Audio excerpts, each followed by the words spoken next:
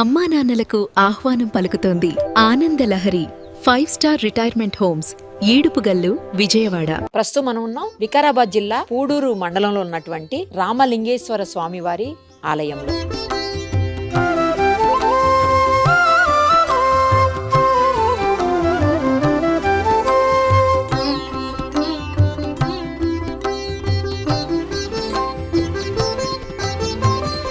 ఈ ఆలయం దట్టమైనటువంటి అటవీ ప్రాంతంలో ఉంటుంది. అలాగే త్రేతాయుగంలో శ్రీరాముడు రాక్షస సంహారం తర్వాత ఆ హత్య మహాపాతకంగా భావించి ఆయన కోటి లింగాల్ని ప్రతిష్టాపిస్తారు. అది అందరికి తెలిసిన విషయమే. అందులో భాగంగానే ఇక్కడ ఉన్నటువంటి ఈ దామగుండం రామలింగేశ్వర స్వామి లింగాన్ని కూడా ప్రతిష్ఠించారని చెప్పి ప్రతీతి ఉంది. అలాగే గరుత్మంతుడు స్వామివారికి ఎదురుగా ఉండేటువంటి ఏకైక శివలింగం ఇక్కడ మాత్రమే ఉంటుంది. ఇంకెక్కడా కూడా గరుత్మంతుడు స్వామివారికి ఎదురుగుండా మనకు కనిపించదు. ఇంకొకటి ఇక్కడ ఉన్నటువంటి కోనేరు, ఆ కోనేరు 365 డేస్ కూడా అస్సలు వాటర్ అనేది అడుగంటదనమాట. ఎప్పటికీ వాటర్ ఉంటుంది. అలాగే చాలా రకాలైనటువంటి విశేషాలు, ప్రత్యేకతలు ఈ శివలింగానికి, ముఖ్యంగా ఈ దామగుండంలో ఉన్నటువంటి రామలింగేశ్వర స్వామి ఆలయానికి ఉన్నాయి. ఈ పుణ్యక్షేత్రాన్ని గనక దర్శించుకుంటే ఎవరు ఏ కోరిక కోరుకుంటే ఆ కోరిక ఖచ్చితంగా నెరవేరుతుంది అని చెప్పి నమ్మకం కూడా భక్తుల్లో ఉంది. దానికి అనేక సంఘటనలు, ఉదాహరణలు కూడా ఉన్నాయి. మొత్తం స్వామివారికి సంబంధించినటువంటి చరిత్ర, అలాగే కోనేరు, ఇంకా దాదాపు 800 సంవత్సరాల క్రితం నిర్మించబడిన స్వయం భూలింగం ఇది. ఆ తర్వాత రాజులు మళ్ళీ దీన్ని అంటే రినోవేట్ చేసినటువంటి పరిస్థితి. సో మొత్తం అన్ని వివరాలు, చరిత్ర, స్వామివారి ప్రధాన అర్చకులు లోపలే ఉన్నారు. ఒకసారి అడిగి తెలుసుకుందాం. మీకు వీలైనప్పుడు, త్వరలోనే శివరాత్రి ఉంది కాబట్టి ఆ టైంకి ఖచ్చితంగా వీలైన వాళ్ళు ఈ దామగుండం రామలింగేశ్వర స్వామి వారిని దర్శించుకోండి. స్వామివారి కృపకు పాత్రులయ్యి మీరు ఏవైతే అనుకుంటారో ఆ కోరికలన్నీ నెరవేరాలని చెప్పేసి స్వామివారిని వేడుకోండి. ఒకసారి పంతులు గారితో మాట్లాడి అన్ని వివరాలు తెలుసుకుందాం రండి. ప్రస్తుతం మనతో పాటు ఆలయానికి సంబంధించినటువంటి ప్రధాన అర్చకులు నరసింహాచారి గారు ఉన్నారు. ఆయన అడిగి దామగుండం రామలింగేశ్వర స్వామి వారి చరిత్ర మరింత తెలుసుకుందాం. స్వామి నమస్తే అండి. నమస్కారం. స్వామివారి గురించి విశేషాలు ఏంటి? ఎందుకంటే ఇది 100 ఏళ్ల నాటి చరిత్ర కలిగినటువంటి ఆలయంగా చెప్తా ఉన్నారు. మొత్తం అసలు స్వామివారిది స్వయంభూనా, లేకపోతే అప్పట్లో రాములు ప్రతిష్ఠించారు, శ్రీరాముడు అని కూడా చెప్తా ఉంటారు. ఇది నిజమా? అసలు ఏం జరిగింది ఏంటి మొత్తం చెప్పండి. నమస్తేస్తు భగవన్ విశ్వేశ్వరాయ మహాదేవాయ త్రింభగాయ త్రిపురాంతకాయ త్రికాగ్నికాలాయ కాలాగ్ని రుద్రాయ నీలకంఠాయ మృత్యుంజయాయ సర్వేశ్వరాయ సదాశివాయ శ్రీమన్మహాదేవాయ నమః. కళ్యాణాద్భుతగాత్రాయ కామితార్థప్రదాయనే దామగుండ నివాసాయ రామలింగాయ మంగళం. ఇది రామలింగేశ్వర స్వామి దేవాలయం. ఈ క్షేత్రం దామగుండం దర్శనం చేసుకుంటే యమగండం తప్పు తినేది ఒక నాన్. మనం క్యాజువల్గా మొబైల్లో కొటేషన్స్ అని పెట్టుకుంటాం కదా, ఆ విధంగా దామగుండం దర్శనం చేసుకుంటే యమగండం తప్పుతుంది. సరే, దామగుండం ఇక్కడనే ఎందుకు వెలిసింది, రాముడు వచ్చి ఇక్కడనే లింగాన్ని ఎందుకు ప్రతిష్టాపన చేసిండు అని చాలా మంది డౌట్ ఉంటుంది. వాస్తవాన్ని చెప్పాలంటే రాముడు రావణాసుని చంపినందుకు 1 కోటి లింగాలు ప్రతిష్టాపన చేయాలని చెప్పేసి అందరికి తెలిసేటువంటి. కానీ రావణాసుడు ఎవరు? రాక్షసుడు. కానీ ఆయన మహా ఈశ్వర తపస్వి. ఎవరికి దొరకని ఆత్మలింగం అనేది తనకు దక్కింది. తన కోసం దక్కలేదు, తన తల్లి కోసం దక్కింది. కాబట్టి ఈశ్వరుని యొక్క సంపూర్ణమైనటువంటి అనుగ్రహం రావణాసురుడి పైన ఉంది. అలాంటి నిష్ఠాబంధమైన ఈశ్వర తపస్విని చంపినందుకు నువ్వు 1 కోటి లింగాలు ప్రతిష్టాపన చేయాలి అని చెప్పడం వల్ల రాముడు 1 కోటి లింగాలు ప్రతిష్టాపన చేయడం జరిగింది. మార్గమధ్యం లోపల వనవాసంలో ఒకే కూర్చొని ఏం చేయాలి అనే సమయాన్ని లోపల రాముడు మార్గమధ్యంలో వచ్చి ఇక్కడ స్థాపనం చేయడం జరిగింది. తత్రాపి సైకతంగికం రామేణ ప్రతిష్ఠితం అని చెప్తారు. మన దామగుండం గురించి స్కంద పురాణంలో ఉల్లేఖించబడ్డది. వాస్తవానికి చెప్పాలి, రాముడు ఇక్కడ చాలా అత్యంత నిష్ఠతో కూడుకొని ఇక్కడ తన ఉన్నటువంటి శ్రద్ధాభక్తిందా కూడా ఆ లింగంలో ధారపోసి ఇక్కడ లింగాన్ని ఏర్పాటు చేయడం జరిగింది. లింగం అంటే అప్పుడు రాయినే ఉండేనా, ఎలా ఉండే అంటే తత్రాపి సైకతం అంటే ఉస్కతో కూడుకున్నటువంటి లింగాన్ని తయారు చేయడం జరిగింది. ఇప్పుడంటే మనకు రాళ్ళు ఉన్నాయి అంటే ఒక ఈశ్వర స్వరూపం కనిపిస్తేనే మనం పూజా పునస్కారాలు చేసుకుంటాం. అది కాదు. శాస్త్రం ఏం చెప్తుంటే యద్భావం తద్భవతి. దేవుడు ఉన్నాడంటే ఉన్నాడు, లేదంటే లేడు. ఆ విధంగా అంటే ఆ కాలంలో ప్రతి దగ్గర కూడా ఈశ్వరుని ప్రతిష్టాపన చేసుకుంటూ వెళ్ళడం లోపల చాలా సమయం పడుతుంది. ప్రతిష్టాపన అంటే ఒక 3 సంవత్సరాల సమయం. వాస్తవం ఒక ప్రతిష్టాపన చేయాలంటే 3 సంవత్సరాల సమయం. మనం కాస్త తగ్గించుకొని 3 రోజులకు తీసుకొచ్చాం మనం. వాస్తవం చెప్పంటే ఒక ప్రతిష్ట చేయడం అంటే 6 నెలలు నీళ్ళలో పెట్టుకోవాలి, 6 నెలలు ఒడ్లలో పెట్టుకోవాలి, 6 నెలలు శయ్యాదివాసం పర్వత మీద పండి అంటే ఏ వాతావరణానికి ఆ రాయి అనుకూలిస్తుందా అనుకూలించదా అన్న తర్వాత దాన్ని మంత్రాలతో ధ్యానం చేసి దాన్ని తంత్రోక్తంగా చేసిన తర్వాత అప్పుడు ప్రతిష్టాపన చేయాలి. ఆ 3 సంవత్సరాల సమయం సరిపోదు, అంటే అంతవరకు భక్తి కూడా మన దగ్గర ఉండదు. అట్లా అనుకుంటూ ఇప్పుడు ఎక్కడో ఈ ప్రాంతంలో ఉసుకతో కూడుకున్నటువంటి అంటే మన దగ్గర ఈ చుట్టుపక్కల ఉన్నటువంటి రాయి ఏంటంటే ఇనుముకు సంబంధించినటువంటి రాయి. ఇనుముకు వాడతారు కదా, ఐరన్కి సంబంధించిన అంటే ఉసుకతో తయారు చేస్తారనమాట. ఉసుకతో తయారు చేసి ఒక రాయి లింగాకారంగా ఏర్పడ్డది. అప్పుడు ఏంటంటే ఇప్పుడు ఎక్కడ బండ ఉంటే అక్కడనే ఆ బండ లోపలనే దేవుని ఆరాధించడం, షోడశోపచార పూజ చేసుకోవడం, ముందుకు వెళ్ళిపోవడం. ముందుకు వెళ్ళిన తర్వాత మట్టితో కూడుకున్నటువంటి ప్రదేశం వస్తుంది, ఆ మట్టితోనే తయారు చేయడం, పూజ చేసుకోవడం, వెళ్ళిపోవడం. అలానే ఇప్పుడు అందరూ కూడా మహాలింగార్చన చేస్తారు, పుట్టమట్టితో చేసి. ఇవన్నీ ఇక్కడి నుంచి వచ్చాయంటే శాస్త్రం నుంచే వచ్చాయి. ఈ సముద్ర తీరానికి వెళ్ళినప్పుడు సముద్ర తీరం లోపల ఉసుక తయారు చేసి అక్కడనే షోడశోపచార పూజ చేసుకొని సముద్రంలో వదిలిపెట్టేస్తారు ఉసుకలు. ఏ ప్రదేశానికి వెళ్తే అక్కడనే దొరికినటువంటి సామాగ్రి అంటే అక్కడ ఉసుక ఉంటే ఉసుక, మట్టి ఉంటే మట్టితో తయారు చేసి షోడశోపచార పూజ చేసుకొని ముందుగా బయలుదేరే సమయం లోపల ఇక్కడ రాముడు ఉసుకతో ఉన్నటువంటి లింగాన్ని తయారు చేయడం వల్ల ఆ లింగం అట్లాగే ఉండిపోయింది. కాలక్రమేణా ఆ లింగం పైనుంచి ఉసుకంతా జారిపోయిన తర్వాత ఉసుకలో ఉన్నటువంటి ఒక రాయి లింగాకారంగా మారింది. దీన్ని మరకత లింగం కూడా అంటారు. అంటే మరకత లింగాల్లో 10 రకాలుగా ఉంటాయి. మరకత లింగం అంటే అందరూ మనసులో వచ్చేది అంటే గ్రీన్, అవును, వాస్తవాన్ని ఆకుపచ్చ రంగులో ఉంటేనే మరకత లింగం అంటాం. ఓకే. ఇప్పుడు పుష్పరాగాల్లో 10 రకాల పుష్పరాగాలు ఉంటాయి. కనక పుష్పరాగం వేరే ఉంటుంది, నార్మల్ పుష్పరాగం వేరే ఉంటుంది, గురు పుష్పరాగం వేరే ఉంటుంది, కనక పుష్పరాగం అనేది వేరే ఉంటుంది. అంటే అందులోనే కొద్దిగా గోల్డెన్గా ఉంటుంది, కొద్దిగా వైట్గా ఉంటుంది, ఇంకొద్ది వైట్. అంటే ఏ రాశి వారికి ఆ విధంగా తగ్గుతుంటుందో ఆ కాలక్రమేణా ఎండలో ఎండి అది ఎరుపు రంగులోకి మారిన తర్వాత కొద్ది రోజులు అలానే కాలక్రమేణా యుగాంతం అయిపోయింది. యుగాంతం అయిన తర్వాత కొద్ది రోజుల తర్వాత ఇక్కడ దామగుండం అనే పేరు ఎందుకు వచ్చింది? ఫస్ట్ ఆఫ్ ఆల్ ఇక్కడ ముందుగా నీలకంఠ ఆశ్రమం అని పేరు పూర్వంలో పురాణాల్లో భాగంగా చూసుకుంటాం. నీలకంఠ ఆశ్రమంగా పేరు. నీలకంఠ ఆశ్రమం ఎందుకు పేరు వచ్చింది? విభాండకముని ఇక్కడ ఎన్నో రోజులు తపశ్చర్య చేసేటువంటి మహత్తరమైన పుణ్యక్షేత్రం ఇది. ఆ విధంగా కొన్ని రోజుల తర్వాత కాలక్రమేణా యుగవంతం అయిన తర్వాత కొద్ది రోజుల తర్వాత ఇద్దరు అన్నదమ్ములు, దామడు గుండె ఇద్దరు అన్నదమ్ములు ఇక్కడ వ్యవసాయానికి అంటే ఏదో పుట్టతిప్పల కోసం రావడం జరుగుతుంది. వచ్చిన తర్వాత నాగలి పైన బరువుగా పెట్టడానికి ఒక రాయి అవసరం ఉంటుంది. రాయి అవసరం ఉన్నప్పుడు నలుమూలలా వెతుకుతుంటే ఈ లింగం వాళ్ళకి రాయిలా కనిపిస్తుంది. వాళ్ళిద్దరూ నాస్తికులు, భగవంతుడు నమ్మేవారు కాదు. కొద్ది రోజుల తర్వాత నాగలి దున్నడానికి ప్రారంభిస్తారు. ప్రారంభించిన తర్వాత 1 రోజు 2 రోజులు అవుతుంది, 3 రోజులు అవుతుంది, 4 రోజులు అవుతుంది. రాయి ఎక్కడి నుంచి అయితే తెచ్చారో రాయి ఆటోమేటిక్గా అక్కడికి వెళ్ళిపోయేది. వారికి 2-3 రోజులు చాలా భయభ్రాంతులకు గురవుతారు. మన పైన ఇది అడవి కదా, ఎవరైనా వేటగాళ్ళు వచ్చారా, మన పైన ఏదైనా దుష్ప్రయోగం చేస్తున్నారా అని చెప్పి ఆలోచించిన తర్వాత కొద్ది రోజుల తర్వాత వారికి స్వప్నాంతం అవుతుంది.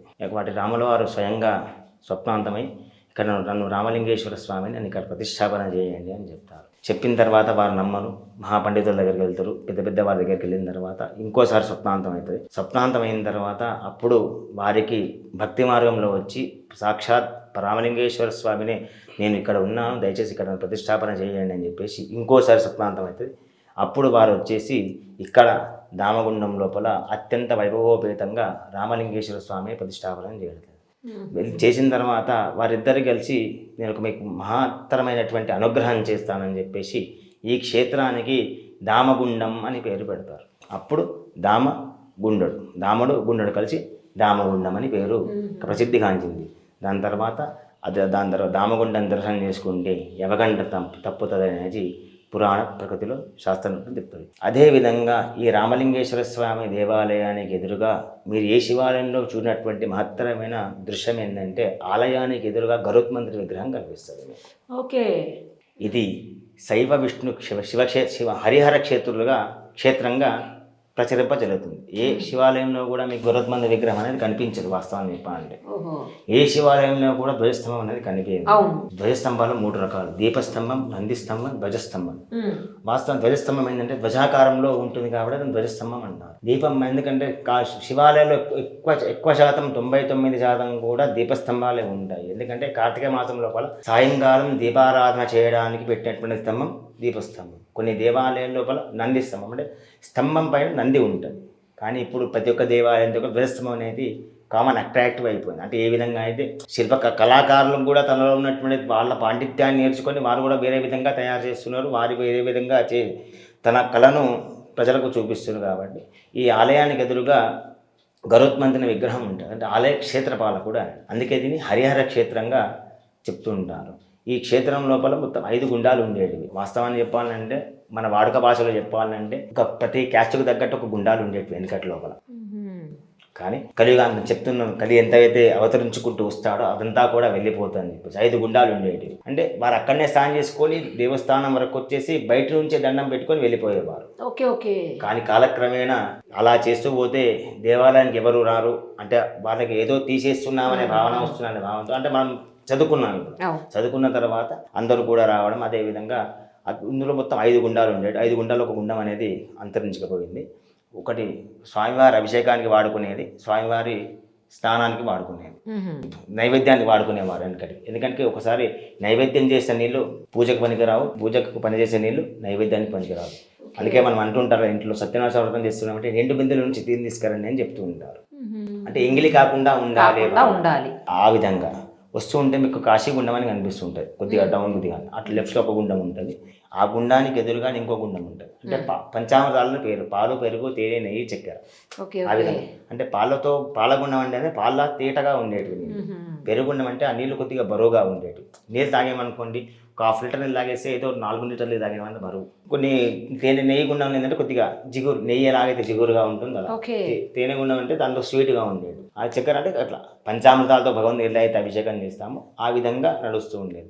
కాలక్రమేణా భగవంతుని స్నానం అందులోనే జరుగుతుంది, ఇప్పుడు అభిషేకానికి అందులోనే జరుగుతుంది. వచ్చేటువంటి భక్తాదులందరూ కూడా పుణ్యస్నానాలు అదే కోనేరులో చేయడం జరుగుతుంది. ఇప్పుడు ఒకటే కోనేరు ఉంది. ఒకటే కోనేరు, అది ఎప్పటికీ అలా 365 రోజులు కూడా ఇప్పటి వరకు నాకు తెలిసి, నాకు 33 ఏళ్ళు వంశపారంపర్యంగా ఇది 7వ తలమారు మాది పూజ చేసుకుంటూ వస్తున్నాం. ఇప్పటి వరకు కూడా కోనేరు ఎండినట్టుగా ఎక్కడ మేము చూడలేదండి. వాస్తవానికి ఏంటంటే ఈ కోనేరు ఇక్కడ చుట్టుపక్కల ఉన్నటువంటి వేసవి కాలంలో చుట్టుపక్కల ప్రాంతాల్లో మేకలు కాచుకునే వాళ్ళు కానీ, ఆవులు కాచుకునే వాళ్ళు కానీ ఇక్కడనే వచ్చేసి 15 రోజులు 20 రోజులు ఇక్కడనే ఉండేసి ఇక్కడనే మందలు తయారు చేసుకొని వాటికి నీరు, గడ్డి, ఆహారం అంతా కూడా సమకూర్చుకునేవారు. అదేవిధంగా ఈ చుట్టుపక్కల మీరు చూడొచ్చు, చుట్టుపక్కల ఎక్కడ చూసినా కొండలు ఉన్నాయి. కానీ ఆలయానికి పుష్కరికి వెనుక భాగాన పొలం ఉంటుంది. ఆ పొలంలో 365 రోజులు పచ్చిగానే ఉంటుంది. ఇలా మనం సీక్ వేసామంటే సీక్ దిగిపోతుంది. అత్యంత కీలకమైనటువంటిది. అదేవిధంగా ఇక్కడ ఒక సర్పం ఉంటుందండి, విశేషమైనటువంటి సర్పం.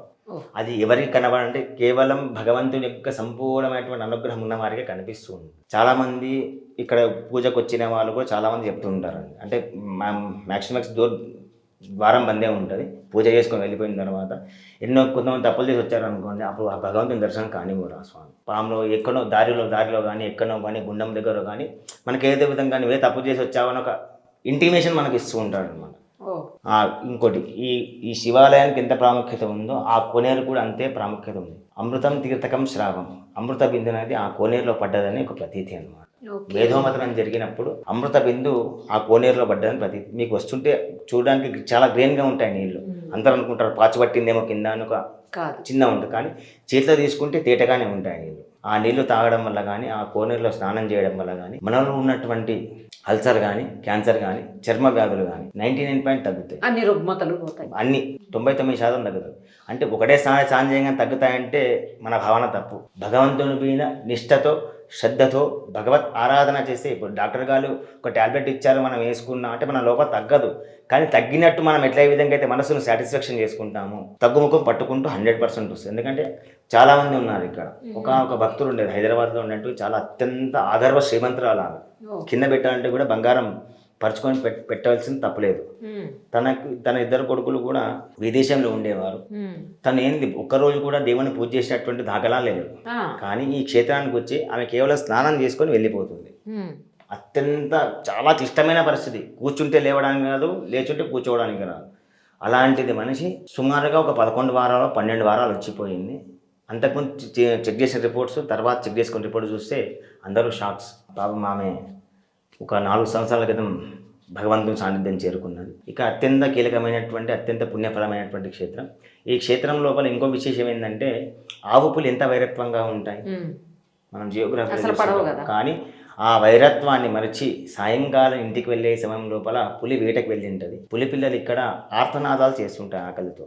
ఆ వైరత్వాన్ని మరిచి ఆవు పాలు పులిపిల్లలు తాగినటువంటి మహత్తరమైన పుణ్యక్షేత్రం. ఈ క్షేత్రంలో రాగానే ఎంత క్రూరమైన మనిషి ఉన్నా కానీ కూడా 10 నుంచి 15 నిమిషాల లోపల తన సౌమ్యానికి వచ్చేస్తారు. అరే దేవుని దర్శనం చేసుకుందాం, ఉన్నటువంటి ఒక 10 నిమిషాలైనా కానీ ప్రశాంతంగా ఉందాం అనే భావన. ఇక్కడ ప్రతి శ్రావణ మాసం, కార్తీక మాసం నిత్యం పూజలు జరుగుతూ ఉంటాయి. రోజు కూడా పూజలు జరుగుతుంటాయి. ప్రతి సంవత్సరం ఇక్కడ శివరాత్రి అత్యంత వైభవోపేతంగా జరుగుతూ ఉంటుంది. అదేవిధంగా పాల్గొన బహుళ దశమి రోజు వార్షిక బ్రహ్మోత్సవాలు ప్రారంభమవుతాయి. ఇక్కడ ఉగాదికి 5 రోజుల ముందు బ్రహ్మోత్సవాలు ప్రారంభమై ఉగాదికి దేవుడు ఇంటికి వెళ్తాడు. ఒకానొక సమయం లోపల శివరాత్రికి దేవుడు ఉత్సవ విగ్రహాలు వచ్చేసి ఉగాదికి ఇంటికి తీసుకెళ్లేవాడు. కాలక్రమేణా కలిగాంతంలో దొంగలు అవన్నీ ఉన్నారు కాబట్టి చాలాసార్లు ఇక్కడ దొంగతనం చేయడం జరిగింది. ఉత్సవ విగ్రహాలు ఇక్కడ ఏదో నిధి ఉందని చెప్పేసి తవ్వడానికి ప్రయత్నించిన వారి చాలా జరిగాయి ఇక్కడ. అందుకే ఇదంతా జరిగిన తర్వాత కూడా ఉగాదికి 5 రోజుల ముందు దేవుని తీసుకురావడం, తర్వాత 5 రోజు మొదటి రోజు ధ్వజారోహణం, అఖండ దీపారాధన, రెండో రోజు సాయంకాలం స్వామివారి కళ్యాణం, సాయంత్రం 10:30 తర్వాత కన్నుల పండుగ రథోత్సవం జరుగుతుంది. మూడో రోజు స్వామివారి ఏకాంత సేవ, 4వ రోజు దోపోత్సవం అని చేస్తారు, 5వ రోజు చక్రతీర్థం, ఆ రోజు సహస్ర పుష్పార్చన, సాయంత్రం దేవుడు మళ్ళీ ఇంటికి వెళ్ళిపోతుంది. ఇంటికి వెళ్తారంటే ఇక్కడ విగ్రహాలు పెడితే తీసుకెళ్తారని చెప్పేసి ప్రధాన పూజారి గారి ఇంటి లోపల ఉత్సవ విగ్రహాలు అక్కడనే ఉండడం జరుగుతుంది. అత్యంత కీలకమైన క్షేత్రం.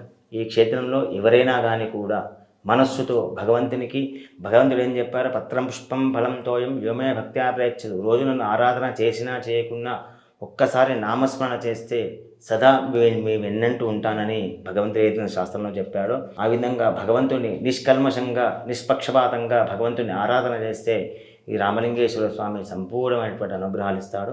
ఇక్కడ చాలామందికి సంతానం లేని వారికి కూడా రామలింగేశ్వర స్వామి కేవలం ఒక నమస్కారంతోనే సంతానం వేయడం జరిగింది. రాజ్యాధికారంలో రాజకీయాలు అత్యున్నతమైన స్థానాలకు వెళ్ళడం జరిగింది. ఉద్యోగాల్లో కానీ వ్యాపారాల్లో కానీ అత్యున్నతమైనటువంటి స్థానాల్లో కూడా ఇక్కడి నుంచి వెళ్ళి భగవంతుని ఆరాధన చేస్తూ ఉంటారు. రామలింగేశ్వర స్వామి దేవాలయానికి తెలంగాణలోనే కాకుండా ఆంధ్రప్రదేశ్, మహారాష్ట్ర, తమిళనాడు అక్కడి నుంచి కూడా భక్తులు వస్తూ ఉంటారు. ఒక 4-5.5 సంవత్సరాల క్రితం శ్రీలంక నుంచి ఒక భక్తులు వచ్చి ఇక్కడ 2 రోజులు ఉండి సతద్ధార రుద్రాభిషేకం అంటే 12 రుద్రాభిషేకాలు చేసుకొని తన తల్లి కోసం ఇక్కడ నుంచి ఈ కోనేరు వాటర్ తీసుకొని వెళ్ళడం జరిగింది. తర్వాత తన తల్లి 6 నెలలు చనిపోతారన్న వాళ్ళు 3.5 సంవత్సరాలు బతకడం జరిగింది. అత్యంత మహిమాన్విత క్షేత్రం. ఎందుకంటే మనం అందరం అంటాం, భగవంతునికి ఏదైతే కూడా నిస్వార్థంగా నిష్భక్తితో నిష్పక్షపాతంగా ఆరాధన చేస్తామో భగవంతుడు మనకు ఎప్పుడు కూడా సంపూర్ణమైనటువంటి అనుగ్రహాన్ని కలగజేస్తాడని చెప్పేసి ప్రతిదీ. అదేవిధంగా ఈ ఈశ్వరునికి ఎడమవైపున పార్వతీదేవి విగ్రహం ఉంటుంది. అదేవిధంగా ఇక్కడ విభాండకమని ఇప్పటికీ కూడా సూక్ష్మ రూపంలో సంచరిస్తున్నాడని చెప్పేసి ప్రతీతి. ఇక్కడ విభాండక ఋషుల వారు అత్యంత కీలకమైనటువంటి ఇప్పటికి కూడా సాయంత్రం కూడా కూర్చుంటే ఆ కొనే దగ్గర కూర్చుంటే గలగలగల అంటే నీళ్లు పారుతున్నటువంటి శబ్దం మనకు వినిపిస్తూ ఉంటుంది. ఇది శ్రీరాములు వారు ప్రతిష్ఠించారంటున్నారు కదా, అంటే అప్పట్లో త్రేతాయుగం, అప్పుడు ఎన్ని సంవత్సరాలు అయి ఉంటుందండి సుమారుగా? ఇది అప్పుడు ప్రతిష్టాపన. దీన్ని ఆలయాన్ని 1665 రూపాయల కాకతీయులు పునర్నిర్మాణం చేయడం జరిగింది. దేవాలయం పునర్నిర్మాణం చేశారా? అంటే ఉన్నటువంటి ఇవన్నీ శిలాతోరణాలన్నీ కూడా కాకతీయులు నిర్మించేటువంటిది. దాని తర్వాత కొన్ని రోజుల తర్వాత తెలిసిన తర్వాత మా 7 తలమారులుగా మా వంశ పారంపరంగా చేసుకుంటూ రావడం జరిగింది. ఇలా ఎందుకు పెట్టారు అంటే ఒక దారి పెట్టి అక్కడ మళ్ళీ గుడిలాగా అది ఎందుకు పెట్టారు అసలు? అమృతం తీర్థకం శ్రావకం సర్వసంపత్ ప్రదాయకం తత్రాపి సైకతం లింగం రామేణ ప్రతిష్టం అని ఏం చెప్తారో, అమృతం శ్రావకం తీర్థం అంటే ఏ క్షేత్రానికి వెళ్ళినా కానీ అన్ని కూడా తీర్థక్షేత్రాలు అంటారు. పుణ్యక్షేత్రాలు తప్పితే తీర్థక్షేత్రాలు. ప్రతి క్షేత్రంలో కూడా తీర్థం అంటే ఒక కోనేరు. స్వామివారి దర్శనం చేసుకోక సమయం లేకపోయినా కానీ ఆ కోనేరులో స్నానం చేస్తే స్వామివారి దర్శించుకున్నటువంటి సంపూర్ణ పుణ్యం అయితే వస్తుందో అది వస్తుంది, ప్రతిఫలం వస్తుంది. ఇప్పుడు చెప్తారు కదా, దేవాలయం దర్శనం కాకపోయినా పర్లేదు శిఖర దర్శనం చేసుకోండి అని చెప్తారు. తిరుపతికి వెళ్తాం అనుకోకుండా వెళ్ళి ఉంటాం, టికెట్ దొరకదు మనకు. బయట నుంచి స్వామివారి శిఖర దర్శనం చేసుకున్నాం అనుకోండి, స్వామివారి అందులో ఉంటారు. శిఖరాగ్రంలో నుంచి సంపూర్ణ జగత్తును చూస్తుంటారు కాబట్టి ఆ స్వామివారి ప్రత్యక్ష అనుగ్రహం మన పైన కూడా ఉంటదని చెప్తుంటారు. వెనుక ఒకనొక కాలం లోపల స్వామివారి కళ్యాణోత్సవం చేయడానికి ఇక్కడ కళ్యాణం చేసేవారు పూర్వం లోపల, అనానుకూల సమయం లోపల. అనుకోకుండా ఒక భక్తుడు ఇక్కడ లింగాన్ని ఏర్పాటు చేసి ఇక్కడ లింగాన్ని ప్రతిష్టాపన చేయడం జరిగింది. అదే విధంగా కంటిన్యూ అంటే ప్రతి కోనేరులో ఒక లింగం ఉంటుంది అంటే వచ్చేటువంటి ఒక టూరింగ్ స్పాట్ గా అంటాం కదా, ఆ విధంగా ముందుకు నడుస్తూ ఉంది. దీనిలో స్నానం చేస్తే చర్మ వ్యాధులు కానీ, అల్సర్ కానీ, క్యాన్సర్ కానీ, ఏదైనా మనకి ఏదైనా జబ్బులు ఉన్నా కానీ కూడా తగ్గుముఖం పడతాయని ఒక తగ్గుముఖం పడతాయి. స్వామివారి కోనేరులు ఇది 2 గుండాలు అంటారు కదా, ఇదొక గుండం ఇదొక గుండం అని. ఎందుకంటే మధ్యలో ఒక చిన్నగా ఉండేది దేనికోసం అంటే ఈ నీళ్లు ఇందులో కలిసేవి కావు, ఈ నీళ్లు ఇందులో కలిసేవి కాదు, మొదలు. ఎందుకంటే ఒక వైపు స్వామివారి అభిషేకాన్ని వాడుకునేవారు, ఒక వైపు స్వామివారి నైవేద్యానికి వాడుకునేవారు. కాలక్రమేణా రాను ఇక్కడ ఏర్పాటు అంటే భక్తులందరి కోసం అందరు వెళ్తున్నారు, ఇంకా మంచిగా ఉందని చెప్పి ఏర్పాటు చేయడం వల్ల నీళ్లు 365 అంటే 3 సంవత్సరానికి 365 రోజులు కదా, ఎప్పుడు కూడా నీళ్లు తగ్గినట్టుగా ఎక్కడ ఉండదు. ఇంకొక ఆశ్చర్యకరమైన విషయం ఏంటంటే, ఇప్పుడు అక్కడ నుంచి నడుస్తూ వస్తున్నాం కదా మేము, వాటర్ గనక ఎక్కువసేపు ఉంటే అక్కడ పాచి పెట్టినట్లు లేకపోతే ఇట్లా జారిపోతున్నట్లు అయిపోతది. బట్ ఇక్కడ అలా లేదు తెలుసా, అసలు నార్మల్ గా నడుస్తుంటే. వాస్తవం చెప్పాలంటే నీళ్ళు ఎప్పుడు స్టేగా ఉండవండి, నీళ్లు వెళ్తూనే ఉంటాయి, వెళ్ళడానికి ఒక మార్గం ఉంది. కానీ మనకైతే ఆల్వేస్ నీళ్ళు ఉన్నట్టే కనిపిస్తాయి కదా. అందరు ఏమనుకుంటారు అంటే చూడడానికి గ్రీన్ గా ఉన్నాయి, మురికి వాటర్ అనుకుంటారు. లేదు, తీస్తే మంచి చేతులను తీసుకుంటే మినరల్ వాటర్ ఎలా ఉంటాయో ఆ విధంగా ఉంటాయి. ఈ యొక్క నీటి యొక్క ప్రత్యేకత నీళ్ళు ఏమంటే, ఇక్కడ నీళ్ళు వస్తే ఎండాకాలం ఉన్నా కానీ అసలు మనం ఎండాకాలంలో చల్ల నీళ్ళు తాగుతాం కదా, అవసరం లేదండి. ఒక్కరికి తాగేమనుకోండి చాలా కూల్ ఉంది. నాకు అదే కింద కూడా జారుతామేమో అని అనిపించింది దిగేటప్పుడు, కానీ అసలు ఏమీ లేదు, మామూలుగా నార్మల్ గా ఉంది కింద. ఇది కూడా ఒక అద్భుతమేమో స్వామివారి. ఇక్కడంతా కూడా ఏం లేదు, మామూలుగా అసలు అంటే పాచి పట్టినట్టు నాచు అలా ఉంటది. యూజువల్ గా ఎక్కువసేపు వాటర్ ఉంటే అలాగే ఉంటుంది. ఈవెన్ మన ఇంట్లో కూడా దేంట్లో వాటర్ అలా పెట్టేసి ఉంచితే వాటర్ వాసన వచ్చేస్తుంది. అసలు ఏమీ లేదు, మామూలుగా. ఇక్కడ చాలా మంది భక్తులు ఎవరైనా రాని వాళ్ళు ఉంటే దామగుండం వెళ్తున్నా అంటే ఎవరైనా వచ్చేటప్పుడు వాటర్ బాటిల్ నీళ్ళు తీసుకెళ్ళి మేము కూడా స్నానం చేసుకుంటామని చాలా మంది చెప్తుంటారు. నీళ్ళు తీసుకెళ్లి ఇంట్లో స్నానం చేసేటప్పుడు కొన్ని నీళ్ళు వేసుకొని చాలా మంది స్నానం చేస్తూ ఉంటారు. చాలా మంది ఈ లింగానికి కూడా అభిషేకం చేస్తూ ఉంటారు. వచ్చేటువంటి భక్తులు ప్రతిష్టాపన చేసే లింగం కాదు, మామూలుగా ఏర్పాటు చేసింది. వచ్చినప్పుడు అందరూ ఇక్కడ అక్కడ పబ్లిక్ చాలా శివరాత్రి అప్పుడు కానీ కార్తీక మాసంలో కానీ చాలా మంది ఉన్నారు అనుకోండి, వారు చేసుకొని వెళ్ళిపోతూ ఉంటారు. ఒక సమయంలో కూడా పంతులు గారు రాలేకపోతారు, అనివార్య కారణాల ఏదో ఒక విశేషాలు రాలేకపోతారు. వచ్చేటువంటి పూజా ద్రవ్యాలు తీసుకొని ఇక్కడ చేసుకుంటూ ఉంటారు.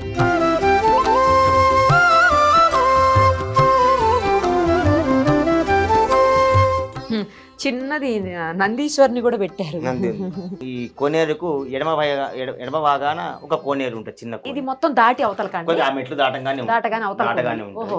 ఈ కోనేరుకు ఎడమ భాగాన కానుగ చెట్లు ఉన్నాయి, అక్కడ ఒక చిన్న కోనేరు ఉంది. ఇవి 2, 3, 4 మనం ఎదురుగా వస్తుంటే ఎడమ వైపున ఒక చిన్న గుండం కనిపిస్తుంది, వచ్చేటప్పుడు లెఫ్ట్ సైడ్ కాశీగుండం అని కనిపిస్తుంది. అక్కడ కాశీ నుంచి వస్తాయని చెప్తారు. అవి కూడా చాలా చల్లగా ఉన్నాయి. ఇప్పుడు ఉందండి ఇప్పటికీ ఉందండి గుండం. దాన్ని కొద్దిగా పూడిక తీసి కొద్దిగా మరమ్మతులు చేసి పెట్టడం జరిగింది. ఇప్పుడు మనం చూడొచ్చు, ఒకసారి చూపించండి. అదేనండి కోనేరు, ఇది కాశీగుండం అండి. కాశీ నుంచి వస్తా అంటే అంత ప్రాముఖ్యత నీళ్ళు. కాశీలో గంగా ఎంతైతే ప్రాముఖ్యత ఉంటుందో ఈ కోనేరు కూడా అంతే ప్రాముఖ్యత. ఓకే, ఇప్పుడు ఈ నీళ్ళు వచ్చి మనం ఇందాక వెళ్ళినటువంటి కోనేరులో కలుస్తాయా? కలవదు, వేరే విధంగా వెళ్ళిపోతుంది. ఈ కోనేరులో అంటే జలాన్ని తాకాలంటే ఎలా మరి?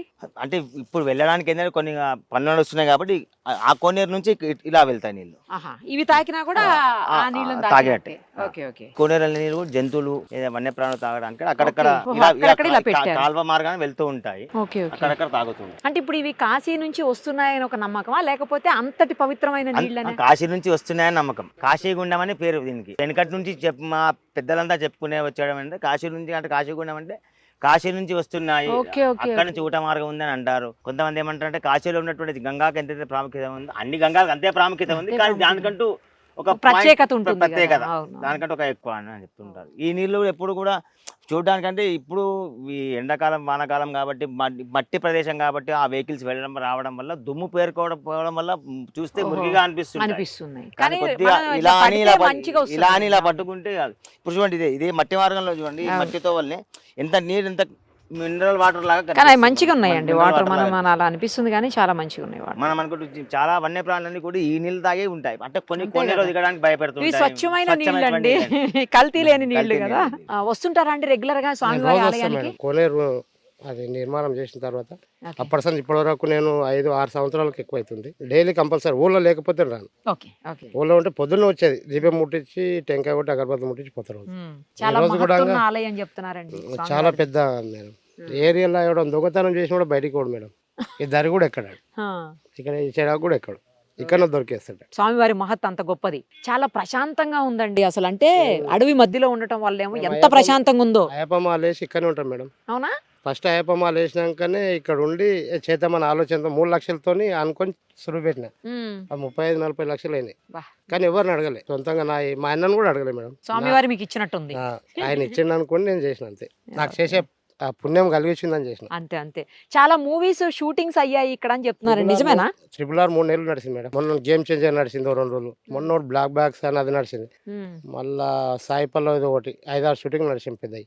రెగ్యులర్ గా అవుతుంటాయి అయితే షూట్స్ కూడా. నడుస్తాయి మేడం. చూశారు కదా, రామగుండం రామలింగేశ్వర స్వామి వారి పుణ్యక్షేత్రము, ఆ క్షేత్రానికి సంబంధించినటువంటి విశేషతలు అలాగే ప్రత్యేకతలు. ఇది చాలా దగ్గరగా ఉంటుంది హైదరాబాద్కి, జస్ట్ ఒక 55-60 బాగా అయితే 70 లోపులనే ఉంటుంది. సో తప్పకుండా త్వరలో మనకి శివరాత్రి కూడా రాబోతుంది, దర్శనం చేసుకోండి.